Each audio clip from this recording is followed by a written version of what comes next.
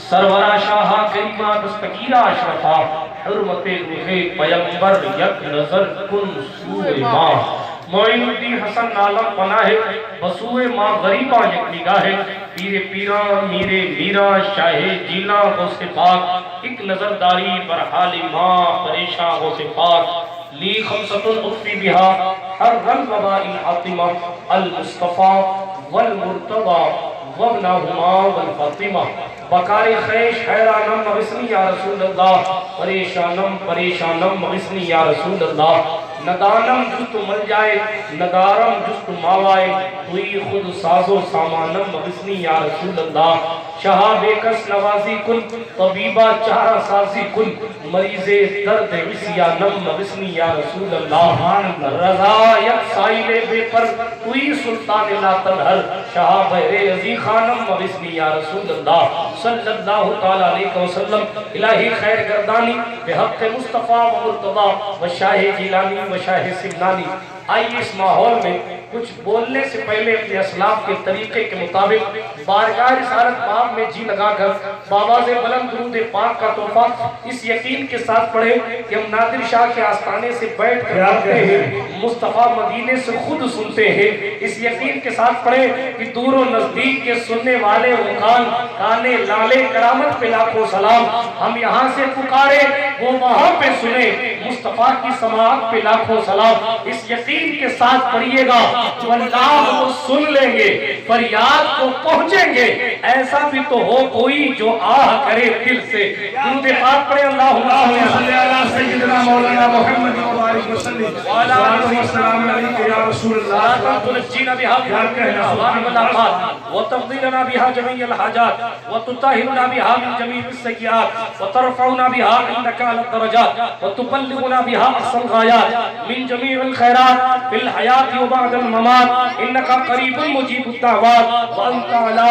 کل شیء قدیر فولاد کا دل پتھر کا جگر سب پارا پارا ہوتا ہے فولاد کا دل پتھر کا جگر سب پارا پارا ہوتا ہے جب نام علی کا لیتے ہیں میدان ہمارا نام علی کا لیتے ہیں میدان ہمارا ہوتا ہے سفر طویل ہے راہ نجات چھوٹی ہے علی کا ذکر بہت ہے حیات چھوٹی ہے سفر طویل ہے راہ نجات چھوٹی ہے علی کا ذکر بہت ہے حیات چھوٹی ہے علی کو کیسے میں مولائے کائنات کہوں بڑا ہے نام علی کائنات چھوٹی ہے بڑا ہے نام علی کائنات چھوٹی ہے اور ہزاروں جبرائیل الجھے ہوئے ہیں گرد منزل میں ہزاروں جبرائیل الجھے ہوئے ہیں گرد منزل میں نہ جانے کس بلندی پر ہے کاشانہ محمد کا اور بدل جاتے ہیں نظام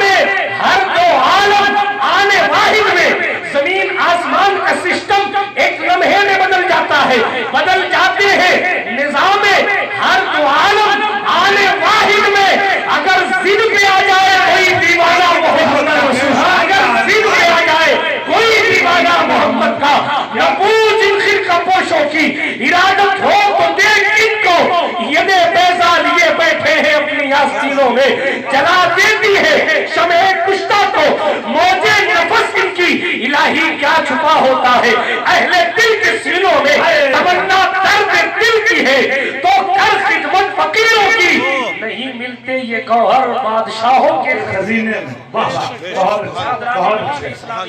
بہت حضرت کا بڑا احسان اور کرم ہے کہ ہر سال کی طرح اس سال بھی ہم اور آپ 4 مارچ کی تاریخ میں آستانہ نادریہ پر حاضر پاش ہے میرے بعد تقریر آپ کو میرے بات سننی ہے میرے بعد انشاءاللہ حضور تاج العلماء فخر الخطبہ شہزادہ حضور غازی ملت علامہ شاہ سید نورانی میاں صاحب قبلہ کی آمد ہے میں جانتا ہوں ان کے نورانی چہرے کو دیکھنے کے لیے کئی لوگ بیٹھے ہیں بہرحال وہ جب تک وہ آتے تب تک میں آپ کے سامنے حاضر ہوں. اور قاری رفیق صاحب نے مجھے پہلے کہہ دیا آپ تو میزبان ہیں, آپ کو بولنا نہ بولنا برابر ہے. بہرحال میں بڑی تیزی سے گفتگو شروع کر کے اور ختم کرتا ہوں.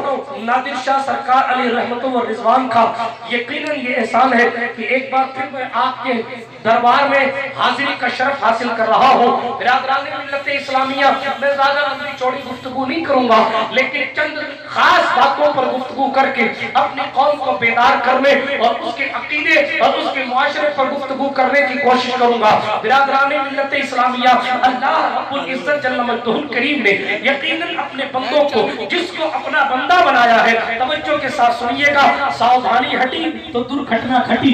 بڑی دیر سے آپ جواب بھی دے رہے تھے اور مسکرا بھی رہے تھے, نہ مجھے ہنسانا آج تک میں سیکھ پایا ہوں, اور جتنی تیزی سے میں بولوں گا اس سے زیادہ تیزی سے آپ کو سننا ہے. عمر میں بھی میں بہتوں سے چھوٹا ہوں, اور جناب والا یا منبر نور پر جو علماء تشریف رکھتے ان میں سے اکثریت لوگ دارالمساقیہ کی فیضان سے فیضیاب ہے, مفتی اعظم راجستھان کی فیضان سے فیضیاب ہے. لیکن اس کے باوجود بھی ان سب میں غالباً میں سب سے بات کہوں 10% طبقہ ایسا ہوگا جو میرے بات کا ہے, ورنہ سب مجھ سے سینئر ہے. مگر مفکر ملت نے کہا تھا میں خطا کار صحیح پر میری نسبت دیکھو, ایک دیوار شکستہ کی بھی قیمت دیکھو. ہاں میرے عشق رسول عربی پر انور رشک فرمانے لگے اہل شریعت دیکھو. جبے کبے سے انسان بڑا نہیں ہوتا, بڑا مصطفیٰ کے قدموں سے ہوتا ہے. عمر نے ابو عبیدہ جراح سے کہا تھا, عمر کی بساط یہ تھی کہ 4 اونٹ لائن میں کھڑا نہیں کر پاتا تھا, مگر عمر جب سے حضور کا غلام ہوا ہے لاکھوں کی فوج عمر کی خدمت میں کھڑی رہتی ہے. اقبال نے جھوم کے کہا تھا کہ محمد سے وفا تو نے تو ہم تیرے ہیں, یہ جہاں چیز ہے کیا لوہو قلم تیرے ہیں. ایمان بچانا اور جناب عزتیں بچانا ہے تو اعلیٰ حضرت کہتے انہیں جانا انہیں مانا نہ رکھا غیر سے کام للہ الحمد میں دنیا سے مسلمان. نعرہ تکبیر, نعرہ رسالت, عرس نادری. سبحان اللہ, سبحان اللہ. ملت اسلامیہ, اس بات کو آپ ذہن نشین کر دیجئے کہ جناب انسان کو اگر کامیابی ملے گی تو وہ مصطفیٰ کے قدموں سے ملے گی, ورنہ کوئی اوباما بھی بن جائے تو چادریں میرے سلطان غریب نواز کی چوکھٹ پہ پیش کرتا ہے. کوئی امریکہ بھی بن جائے تو جناب والا وہ اپنی میزائلیں ناسا کے ذریعے کبھی چاند کا بھرمر کرواتا ہے اور چاند پر ریسٹورنٹ کھولنے کی باتیں ہوتی ہے, مگر نتیجہ 0 سناٹا نظر آتا ہے کہ جناب چاند کے بارے میں لوگوں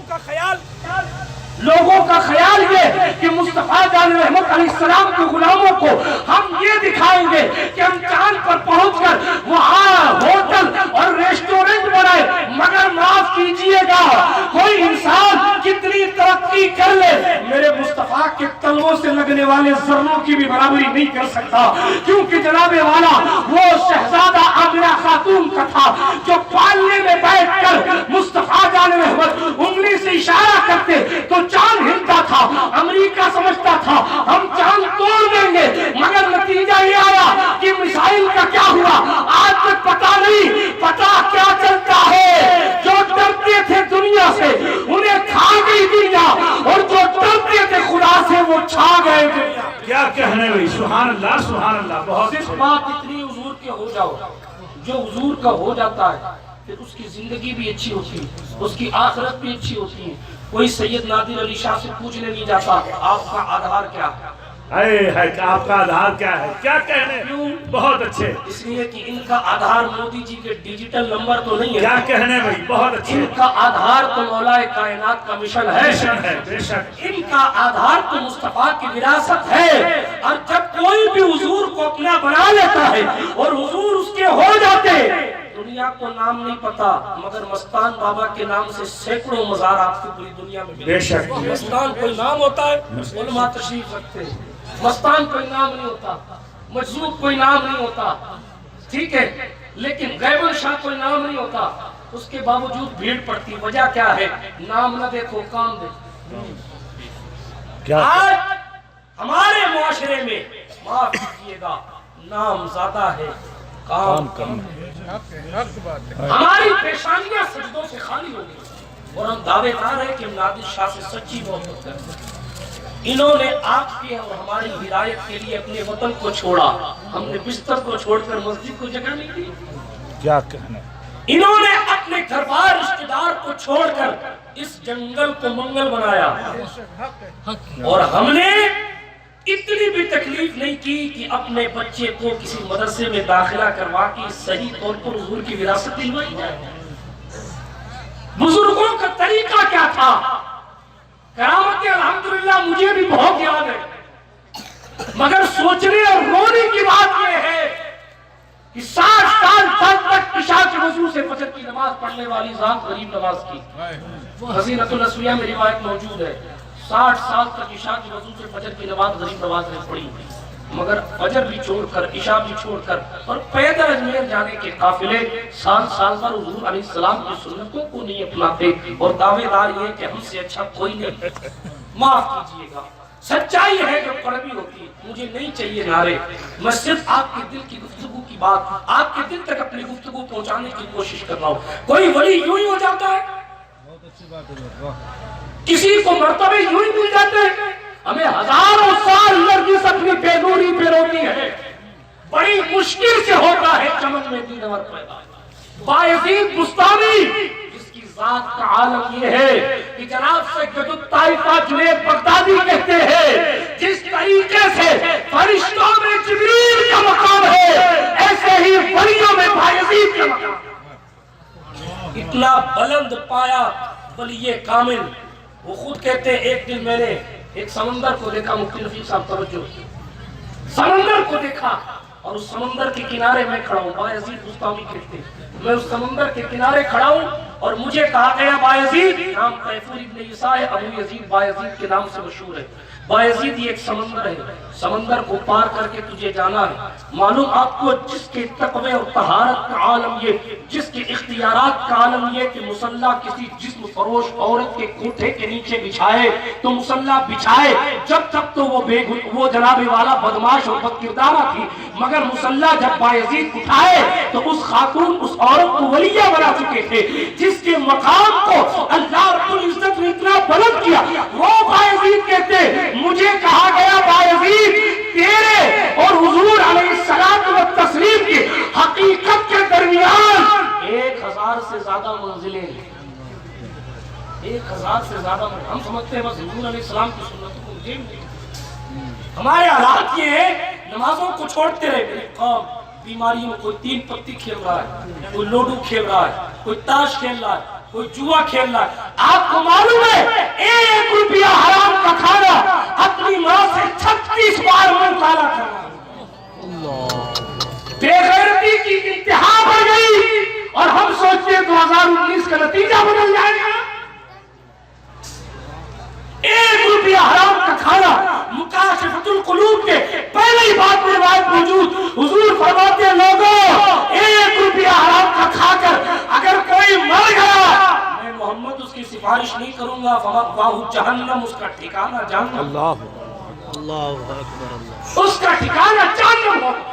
آج سود کے نام پر، زمینوں کے نام پر ادھر ادھر گوٹیاں پھرا کے لوگ حرام کمانے اور حرام کھانے اور حرام پینے میں لگے ہوئے۔ شراب نوشی مسلم معاشرے میں عام ہو رہی، نزہۃ المجالس کی روایت موجود ہے، عائشہ صدیقہ کہتی ہے کہ جو بندہ کسی شراب پینے والے کی اگر مدد بھی کرے گا تو قیامت میں اسے اندھا کر کے اٹھایا جائے گا۔ پینے والے کی بات نہیں کرتا، پیانے پر مدد کرنے والے کا عالم یہ ہو۔ آپ نے آسان سمجھ بیٹھا ہے، اے شہادت دے الفت میں قدم رکھنا، لوگ آسان سمجھتے ہیں مسلمان ہونا۔ عزیزان محترم، محبت رسول کی دعوے داری کی یہ بولنگ بند کرو، سچی دعوے داری نبھاؤ، اور جو کہو اس پر عمل کر کے دکھاؤ۔ یہ فرضی حسینی بننا بند کرو، اصلی حسینی بنو کہ جہاں زمانہ کچھ بھی کہے دیوانے جان دے دیں گے مگر دامن نہ چھوڑیں گے تمہارا یا رسول اللہ۔ سبحان اللہ، سبحان اللہ۔ سرکار مدینہ علیہ السلام کی غلاموں، مصطفیٰ پاک علیہ السلام کا فرمان، حضور فرماتے ہیں شراب بیچنے والا، شراب بکانے والا، شراب پینے والا، شراب پلانے والا، حضور فرماتے ہیں ان سب پر اللہ کی لعنت۔ توجہ ہے، بات سمجھ آ رہی ہے؟ ان سب پر اللہ کی لعنت ہے۔ اب آپ توجہ فرمائیں، حضور تو فرماتے ہیں، علماء کی بھی میں توجہ چاہوں گا۔ عطا ہو جی جی، عطا ہو، بہت اچھے، سبحان اللہ۔ بڑی معذرت کے ساتھ ہمارے ممبروں کا حال بھی خراب ہے۔ نعرے تکبیر کہی جاتی ہے تو جواب پبلک دے، کیوں تکبیر کہنا علماء کے لیے ضروری نہیں ہے؟ مفتی صاحب بیٹھے اب اسے فتویٰ پوچھئے، نعرے تکبیر کسی کے پاپ کی بڑائی تو نہیں نا؟ اللہ اکبر کی صدا کیوں ممبر کے اوپر سے نہیں لگائی جاتی سوائے ناظرین کی؟ توجہ جب گفتگو کی جاتی ہے تو توجہ کے لیے بات کی جائے تو علماء سمجھتے ہیں ہم اس سے مستثنا، کیوں بھائی؟ بایزید بستامی، میں نے بیکانیر میں قصہ سنایا تھا، دہرانا نہیں چاہتا۔ کسی نے پوچھا تھا آپ کی مرشد کون ہے تو انہوں نے کہا بوڑھیا، جبکہ امام جعفر صادق کی مرید تھی۔ میں تفصیل میں نہیں جاؤں گا، پھر کبھی سناؤں گا، مجھے یاد نہیں، آج میرا موضوع نہیں ہے۔ عرض یہ کر رہا تھا مسلمانوں، اپنے آپ پر ذرا سا غور کرو، سب سے بڑا مفتی تمہارا دل ہے۔ مفتی سے تو جو پوچھا جائے گا وہ بتائے گا، مگر ریئلٹی کیا ہے وہ تو دل بتائے گا۔ حق ہے، حق ہے، حق ہے، سچائی کیا ہے وہ تو دل بتائے گا۔ ہم کدھر تھے کدھر نہیں وہ دل بتائے گا۔ اور قیامت کے میدان میں ایک ایک ذرے کا حساب ہوگا۔ سرکار امام حسن علیہ السلام جو امام حسین کے بھی امام ہے، وہ کعبے کی چھت پر بیٹھ کر یا کعبے کے کنارے بیٹھ کر روتے ہیں۔ حسن بصری کہتے ہیں کہ وہ اس انداز میں بندہ رو رہا تھا کہ جیسے اس سے بڑا گنہگار ہی کوئی نہیں، ایسے رو رہا تھا جیسے اس سے بڑا گنہگار ہی کوئی نہیں۔ امام حسن بصری کہتے میرے دل میں خیال آیا میں اس کو جا کے سمجھاؤں کہ اللہ میرا رحمان ہے، میرا مصطفیٰ رحمت للعالمین۔ فجر کی نماز کا وقت قریب آیا تو اس بندے نے اپنے چہرے پر کمبل ڈالا ہوا تھا، کمبل میں منہ لپیٹا ہوا، حتیم شریف سے باہر نکلا تو امام حسن بصری، ایرو بیرو کے خلیفہ نہیں، مولا علی کے خلیفہ امام حسن بصری کہتے میں حضور میں پیچھے گیا اس بندے کے، جب میں پیچھے گیا میں نے کہا ذرا سے اس کو تسلیاں دے دوں کہ ایسے نہیں روئے جاتے کہ لوگ اپنی دعائیں بھول کر اس کی دعا پر آمین کہنے لگے، میں اس کو بتاؤں کہ میرا مصطفیٰ رحمت للعالمین۔ کہتے میں نے دامن پکڑا اور کہا حضور آپ کون ہیں؟ اپنے چہرے سے نقاب ہٹا کے کہا میں علی کا بیٹا حسن ہوں۔ اللہ اکبر۔ فدی نہ فدی کے شور میں کدھر جائیں گے؟ آج تو پیر ایسے تلاش کیے جا رہے ہیں، ہم تو ڈوبیں گے صنم تم کو ملے گے۔ آج تو ہنسنے کی بات ہوئی نا، مرنے کا مقام ہے۔ لوگ کہتے نماز مت پڑھ میں بچا لوں گا، تمہارے باپ کی جاگیر ہے کہاں بچا لوں گے؟ سیدہ فاطمہ نے امام حسن سے کہا، جملے سنیے، کتاب کا نام نوٹ کر لیجئے، مفتی اعظم راجستھان کا علمی فیضان میں ہوا میں بات نہیں کرتا، کتاب کا نام اوراق غم، روایت موجود ہے۔ امام حسن بصری نے جب امام حسن سے کہا حضور آپ، اور اس قدر رو رہے ہم تو آپ کے توسل جنت جائیں گے، امام حسن نے جملہ کہا، کہنے لگے حسن بصری نانا جان نے ماں فاطمہ کو کہا تھا بیٹی عمل کرنا کو، ہم کہاں جائیں گے؟ ہے شہادت کہے الفت میں قدم رکھنا، لوگ آسان سمجھتے مسلمان ہونا۔ اگر میری صدری کا کلر بہت اچھا ہے تو جناب والا شریعت مطہرہ تقوی کا معیار صدری اور جبے اور امامے کے کلر پہ تو نہیں لگاتی، بلکہ ان اکرمکم عند اللہ اتقاکم، تم میں مکرم وہ ہے جو متقی زیادہ ہے، اور متقی بننے کے لیے مصطفیٰ کا عشق بھی ضروری ہے، مصطفیٰ کا علم بھی ضروری ہے۔ یہ حضور کا عشق ہے جو بلال حبشی کو ریت سے اٹھا کر کعبے کی چھت میں بٹھاتا ہے اور نقی علی خان کے بیٹے کو ہے مرزا خان بناتا۔ عشق رسول نظمی میاں کا شعر، یہ عشق رسول پاک کا اعزاز دیکھیے کہ خانزادہ سیدوں کا اعلیٰ حضرت بن گیا۔ کیسے بنا؟ خانزادہ سیدوں کا اعلیٰ حضرت کیسے بنا؟ وہ ایسے کہ بس چمک تجھ سے پاتے ہیں سب پانے والے، میرا دل بھی چمکا دی چمکانے والے۔ ہم تو قانون تصاف اس میں بزی رہے کہ ہمارا چہرہ کیسے چمکے گا، ہمارا کرتا کیسے چمکے گا، ہماری صدری کیسے چمکے گی، ہمارا جبہ کیسے چمکے گا، مگر فقیروں نے اس طرف دھیان نہیں دیا، بلکہ کیا سکھایا؟ چہرے اور رخسار چمکانے کی بات نہ کرو، بات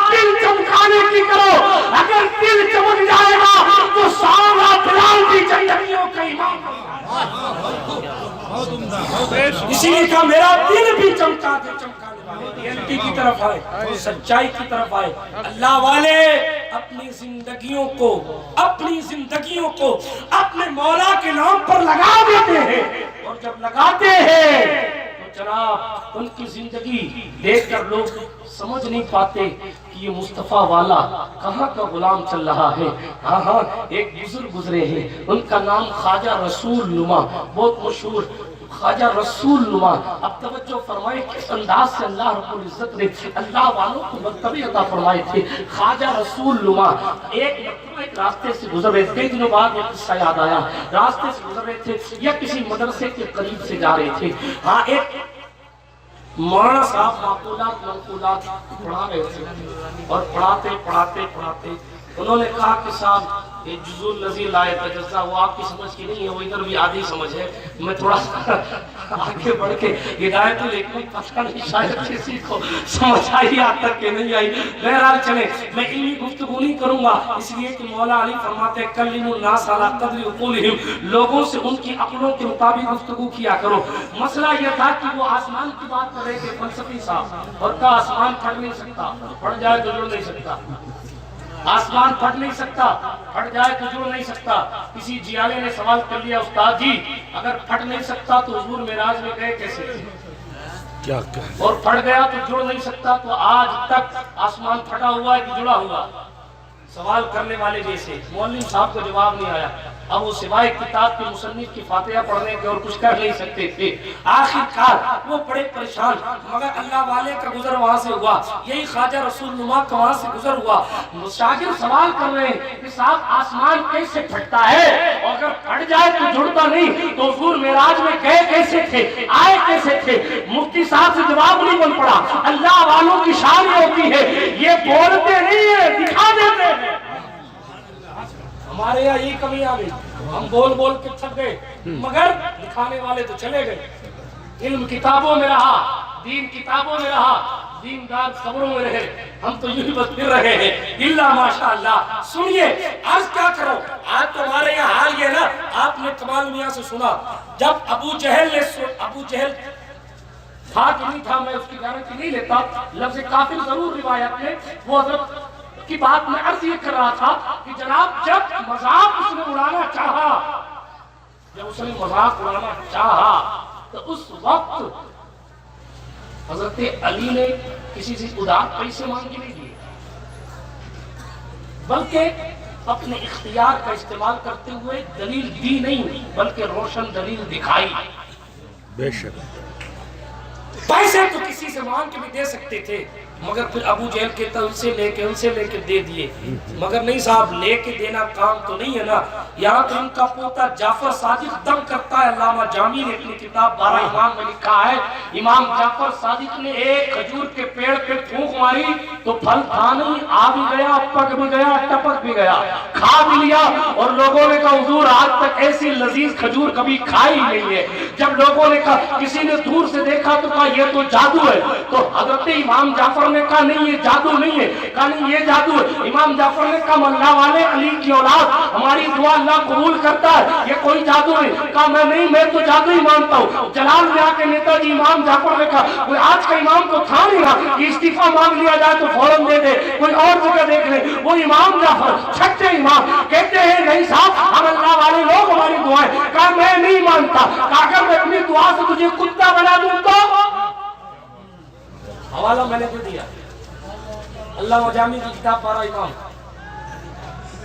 اگر میں کتا بنا دوں تو بنا کے دکھا، اس نے سمجھا مذاق ہوگا، انہوں نے دعا فرمائی وہ کتا ہو گیا۔ اب وہ کتا ہو گیا تو ظاہر بات اپنے گھر کی طرف گیا۔ امام جعفر صادق رحمۃ اللہ للعالمین کے شہزادے نا کہا جا جا ایک خادم کو کہا اس کے ساتھ جا، ورنہ اس کے گھر والے کیا جانے کہ یہ کتا ہو گیا۔ القصہ مختصر، اس کو واپس بلایا گیا اور اس کو واپس پکڑ کے لایا گیا۔ جب واپس پکڑ کے لایا گیا کہا حضور معاف کیجئے، جس انداز سے اس نے کہا امام جعفر نے دوبارہ دم فرمایا اور وہ واپس انسان بن گیا۔ کہا مانتے ہو؟ کہا 110% مانتا ہوں، آپ بھی مستجاب الدعوات۔ عزیزان گرامی یہ اللہ والے ہیں، یہ اللہ والے ہیں۔ اقبال کہتا تمنا درد دل کی ہے تو کر خدمت فقیروں کی، بات میں حضور کے غلاموں کی کر رہا۔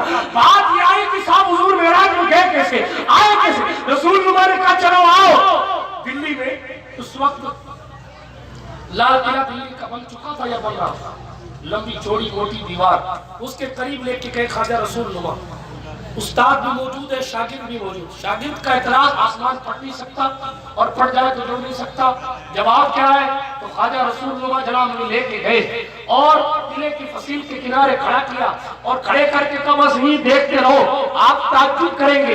اس اللہ والے نے ایک لمحے میں 2 قدم بڑھایا تو جناب قلعے کی دیوار کے اس طرف چلے گئے اور پھر واپس قدم بڑھایا تو اس طرف آ گئے۔ کہا یہ نہ پوچھو حضور گئے کیسے تھے، آئے کیسے تھے، بس یہ دیکھ لو کہ حضور یوں گئے تھے اور یوں آئے۔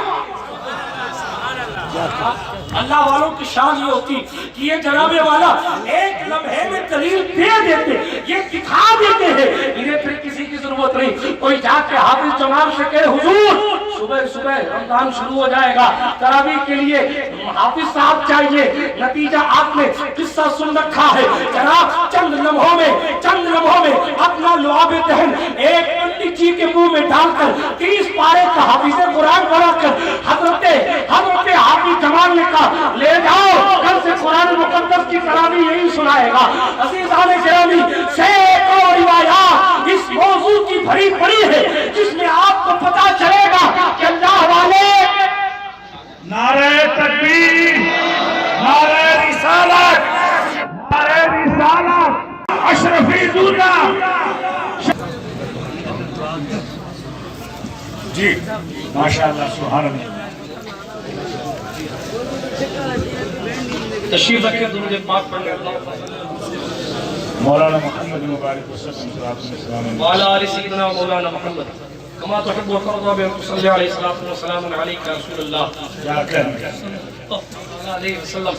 الحمدللہ ہماری اس محفل کے امیر کارواں حضور تاج العلماء فخر القطبہ خطیب یورپ و ایشیا، خطیب ابن خطیب شہزادہ غازی ملت نبیر حضور محدث اعظم ہند حضرت علامہ شاہ سید محمد نورانی میاں صاحب اللہ دامت برکاتہ العالیہ منبر نور پر جلوہ بار ہو چکے ہیں۔ میں نے آپ سے پہلے عرض کیا تھا کہ تقریر آپ کو حضرت ہی سے سننی ہے، اس لیے کہ خطابت ان کے گھر کی جاگیری ہے۔ الحمدللہ ان کے والد خطیب اعظم ہیں پوری دنیا کے، اور ان کے دادا حضور محدث اعظم ہند الحمدللہ اس ذات کا نام ہے جب وہ خطاب کرتے تھے تو وقت کا مفتی اعظم بھی بڑی توجہ کے ساتھ سنا کرتا تھا، جن کی گرجدار آواز ہم نے مفتی اعظم راجستھان علیہ الرحمہ سے سنا ہے کہ محدث اعظم ہند کی آواز میں گرج بہت تھی اور بس الحمدللہ کہہ دیتے تھے تو مجمع میں سناٹا چھا جاتا۔ بہرحال الحمدللہ یہ ان کی جاگیری ہے، خطابت آپ نے انہی سے سننی ہے، بلکہ میں جو کچھ بول رہا ہوں انہوں نے انگلی پکڑ کے بہت دنوں تک سکھایا ہے، تب مجھے کچھ بولنے کا لہجہ آیا ہے۔ آپ دعا فرمائیں، میں حضرت سے گزارش کروں گا کہ دعا فرمائیں کہ کچھ بولنے کے لائق ہو جاؤ۔ درود پاک پڑھیں، اللہم صلی علی سیدنا جد الحسن والحسین وعلی آل سیدنا جد الحسن والحسین وانزلہ المقعد المقرب عندک یوم القیامہ۔ میرا پیارے ملت اسلامیہ عرض یہ کر رہا تھا، جب اللہ رب العزت کسی بندے کو اپنا قرب عطا فرماتا ہے، جب اللہ رب العزت کسی بندے کو اپنا بناتا ہے تو پھر اسے بے پناہ اختیارات عطا فرماتا ہے، پھر اسے بے پناہ مقامات عطا فرماتا ہے۔ پھر ادھر کا معاملہ یہ ہوتا ہے کہ ادھر زبان ہلتی ہے اور کام ہوتا جاتا ہے۔ سینکڑوں روایات آپ کو اس موضوع کی مل جائیں گی، جیسا میں نے آپ کو سنایا کہ جب بات اختلاف کی آئے تو پھر اللہ والوں کو دلیل دینے کی ضرورت پیش نہیں آتی، بلکہ ان کے عمل ہی سے سارا معاملہ کلیئر ہو جاتا ہے، ساری بات واضح ہو جاتی ہے، وہ خود جواب بن جایا کرتے ہیں۔ اللہ رب العزت نے انہیں وہ مقام دیا ہوتا ہے کہ ان کی زبان چلتی ہے اور انسان کا کام ہو جاتا ہے۔ اگر میں تاریخ کے قصے بیان کرنے لگوں گا تو بات بڑی لمبی ہو جائے گی، مگر سوء ادبی کی وجہ سے میں جناب اپنی گفتگو کو لمبا نہیں کرنا چاہتا۔ آیت کریمہ میں نے تلاوت کی تھی، اے ایمان والو اللہ سے ڈرو اور سچوں کے ساتھ ہو جاؤ۔ اس میں 3 باتوں کا تذکرہ کیا گیا۔ پہلی بات تو ایمان والو، دوسری بات اتقوا اللہ، اللہ سے ڈرو، اور تیسری بات سچوں کے ساتھ ہو جاؤ۔ پہلی بات تو یہ ہے کہ ہم پہلے مکمل مسلمان ہو جائیں، سن رہے نا، پہلے مکمل مسلمان ہو جائیں۔ سرکار عمر بن خطاب رضی اللہ تعالیٰ عنہ بے مثال ذات ہے، حضور کی خدمت میں حاضر ہے۔ مشہور سی حدیث ہے، حضور نے پوچھا عمر سب سے زیادہ کسے چاہتے ہو؟ یہ وہ عمر ہے جس کے ایمان لانے کی دعا خود حضور نے کی، یہ وہ عمر ہے جس کی تقوی شعاری اور پرہیزگاری کی مثال نہیں ملتی. یہ وہ عمر ہے جو 5 وقتہ مسجد نبوی کے امام کی حیثیت بھی رکھتا ہے, امیر المؤمنین خلیفۃ المسلمین ہونے کی بھی حیثیت رکھتا ہے, جو جناب آنے والے وفود سے ملاقات بھی کرتا ہے, جو جناب مصطفیٰ جان رحمت کے فرمودات کو لوگوں تک پہنچاتا بھی ہے. یہ وہ عمر ہے جو اسلام کے لشکر کو بھی تیار کرتے ہیں. یہ وہ عمر ہے جو لشکر کو کہاں سے اتارنا, کہاں چڑھانا اور کہاں جنگ پہ لے جانا ہے یہ سسٹم بھی سیٹ کرتے ہیں. یہ وہ عمر ہے جو منبر پر بیٹھ کر اسلام کے لشکر کی خبرگیری بھی کرتے ہیں. یہ وہ عمر ہے جو رات کی تاریکی میں امت مصطفیٰ امت مرحومہ کی خبرگیری بھی کرتے ہیں. حضرت طلحہ رضی اللہ تعالیٰ عنہ کا قصہ ہے. جناب رات کی تاریکی امیر المومنین عمر بن خطاب ایک گھر سے نکلتے, حضرت طلحہ کی نظر ہے کہ ادھر نکلتے ہیں. حضرت طلحہ سوچتے ہیں اتنی رات کو عمر اس گھر سے کیوں نکل رہا ہے اور اس گھر میں اتنی رات کو عمر گیا کیوں ہے. عزیزان گرامی حدیث پڑھنے لگاؤ مصطفیٰ پاک علیہ السلام کے اس دیوانے اور اس جانثار صحابی نے جب یہ پتہ لگانا چاہا تو رات کی تاریکی میں عمر کے گھر سے نکلنے کے بعد اس گھر میں حضرت طلحہ پہنچے اور پہنچنے کے بعد حضرت طلحہ نے اس گھر کے اندر جا کر دیکھا کہ عمر یہاں کس لیے آتا ہے. تو جناب جب جا کر دیکھا وہاں ایک خاتون ایک بڑھیا بیٹھی ہے, اس کی آنکھوں میں نور نہیں, اس کے بدن میں انتہائی نقاہت اور کمزوری ہے. حضرت طلحہ کہتے ہیں بڑی بی عمر اتنی رات میں یہاں کس لیے آتا ہے. توجہ کے ساتھ سنیے گا, سرکار عمر کی شان یہ ہے کہ جن کی نیکیاں چاند ستاروں سے کہیں زیادہ ہے, بلکہ میں نے سنت کا عقیدہ تو یہ ہے کہ جس طرح قرآن کی آیت ہونے میں قرآن کی آیت کے آیت ہونے میں کوئی شک نہیں ہے, اسی طرح عمر کے جنتی ہونے میں کوئی شک نہیں. بات سمجھ آ رہی ہے آپ کو؟ ہم ادھر ادھر دھرمول یقین لوگ نہیں. الحمدللہ سنیے, سرکار طلحہ کہتے میں نے اس بڑھیا سے پوچھا کہ بتا عمر کس لیے آئے تھے. وہ بڑھیا کہتی ہے, توجہ رکھیے گا, وہ بڑھیا کہتی ہے وہ اللہ کا بندہ میرے گھر کا کام کرنے آیا ہے. آج رات کی تاریکی میں میری قوم کا جوان اپنی خود اٹھ کر پانی نہیں لے سکتا, بلکہ اپنی ماں سے کہتا پانی پلاؤ. یہ آج ہمارے حالات, مگر وہ رات کی تاریکی میں جنت جس کو حضور نے گارنٹی کے ساتھ دے دی ہے وہ عمر بن خطاب رات کی تاریکی میں اس طریقے کی خبرگیری کرتا ہے. اور اس بڑھیا نے معلوم آگے کیا کہا رضی اللہ عنہ, وہ کہتی ہے کہ کبھی کبھی تو میری گندگی اور ناپاکی کو بھی عمر اٹھا لیتا ہے. یہ شان سرکار عمر بن خطاب اور تربیت مصطفیٰ جان رحمت علیہ السلام. عزیزان ملت اسلامیہ, اتنی سادگی اور اتنی خدمت دین کے بعد بھی رات کی تاریکی میں اپنے پاؤں پہ درہ مار کے عمر کہتے ہیں عمر لوگ تجھے امیر المومنین کہتے ہیں تو کیا کر رہا ہے.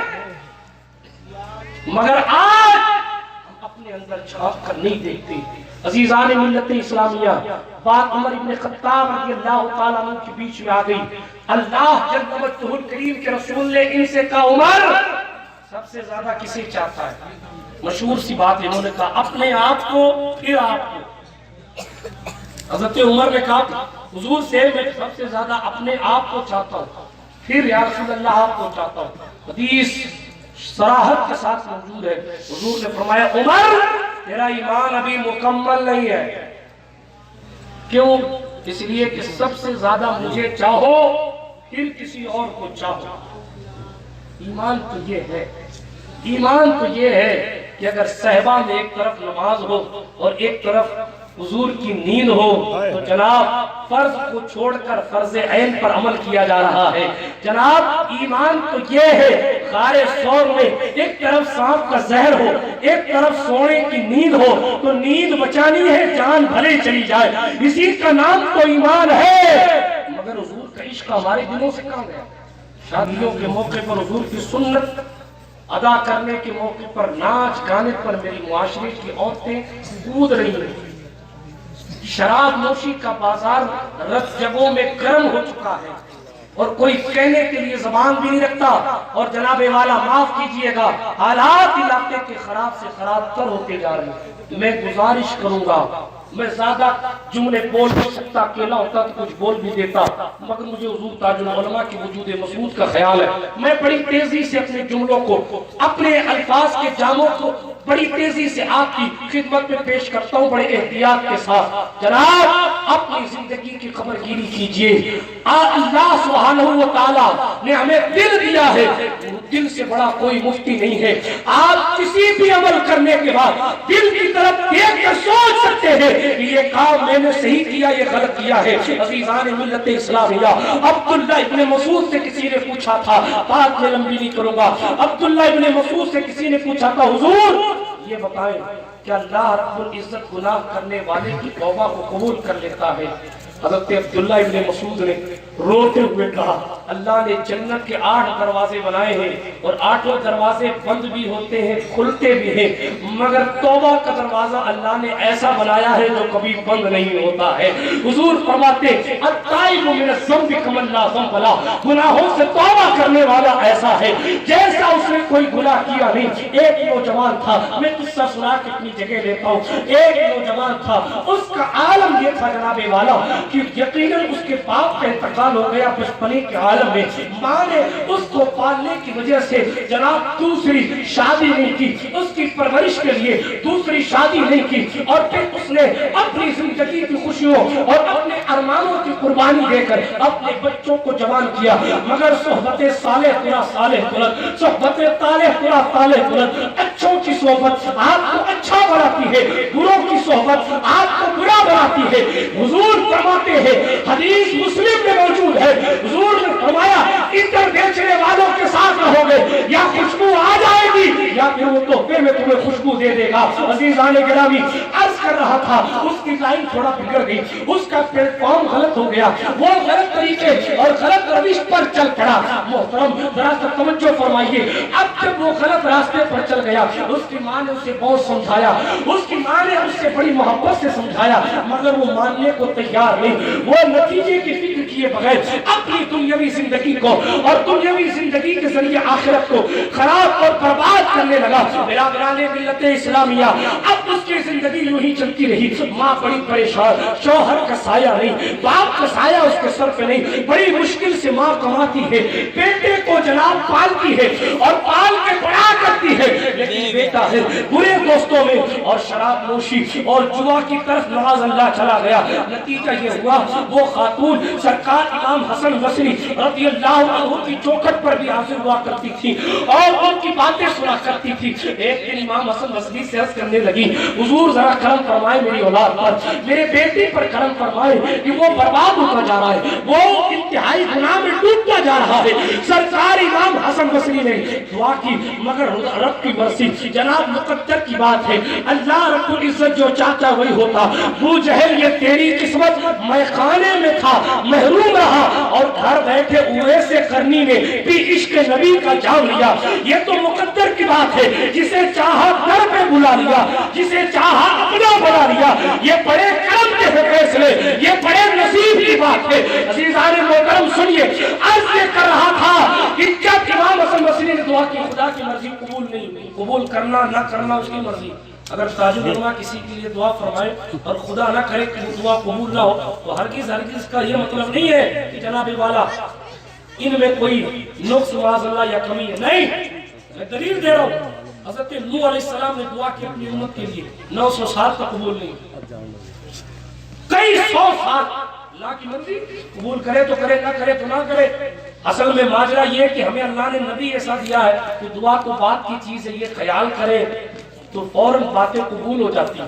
اسی لیے ہم سوچتے جناب والا کی بات جو زبان سے نکلا ہو جائے، بے شک یہ اللہ والوں کی شان ہے، مگر قرآن کہتا فعال لما یرید، اللہ وہ ہے جو چاہتا ہے اپنے ارادے سے فرماتا ہے، اس کو تھوڑی معاذ اللہ کوئی روک ٹوک سکتا ہے۔ عرض یہ کر رہا تھا بات ختم کرتے ہوئے، سرکار مدینہ صلی اللہ علیہ وآلہ وسلم کے غلاموں، اب امام حسن بصری نے دعا کی، خدا کی مرضی قبول نہیں ہوئی، اس کی پتہ نہیں اس کے مقدر میں کیا تھا، بڑی تیزی سے زندگی گزرتی رہی، لیکن جناب برائیوں کا انت ہوتا ہے، سمجھ رہے ہیں آپ؟ اگر آپ یہ سوچیں کہ میں کسی کی زمین دبا کے کروڑ پتی ہو جاؤں گا تو معاف کیجیے گا، یہ مال آپ کا ہی رہ جائے گا۔ LIC آپ اگر کروائیں گے تو گھر والوں کے لیے کروائیں گے نا۔ آج کل تو حال ہی ہو گئے نا، شوہر کے مرنے کی فضیلتیں جناب بیویوں کے سامنے بیان کی جاتی ہیں، مگر مجھے آج تک یہ سمجھ نہیں آیا کہ جناب LIC تو پسماندگان کے لیے ہوتی ہے نا، یہ جتنے بھی بیمے ہیں یہ جو پیچھے چھوٹیں گے ان لوگوں کے لیے، لیکن جو جا رہا ہے وہ اپنے ساتھ کیا لے گیا، میں اس پر غور کرنا۔